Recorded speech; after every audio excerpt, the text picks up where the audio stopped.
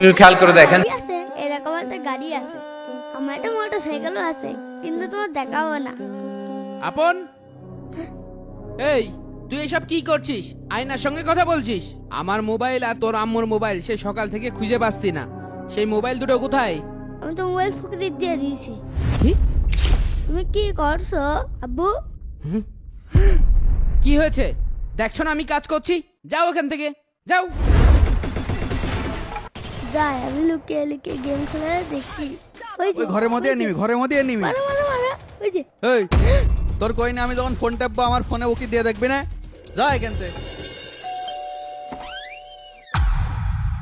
জি বলেন। আমাকে একটু সাহায্য করবা? আমি আপনার কি সাহায্য করব? তোমার এত মন খারাপ কেন? কেউ আমার সাথে কথা বলে না। তোমার সাথে একটু কথা বলবা, একটু গল্প করবা। না বাবা, আমার তো অত সময় নেই, আরো অনেক জায়গায় যেতে হবে। আমার কাছে একটা জিনিস আছে, কি জিনিস?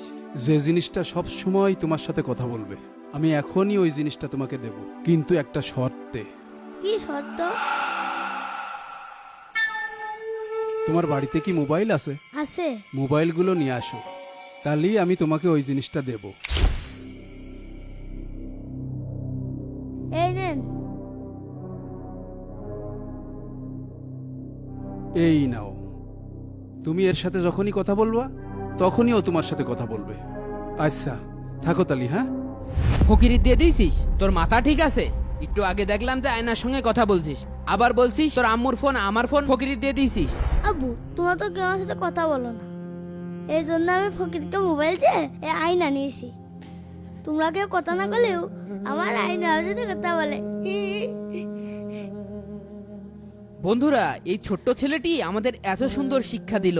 ভিডিওটাতে একটা লাইক দিয়ে দাও।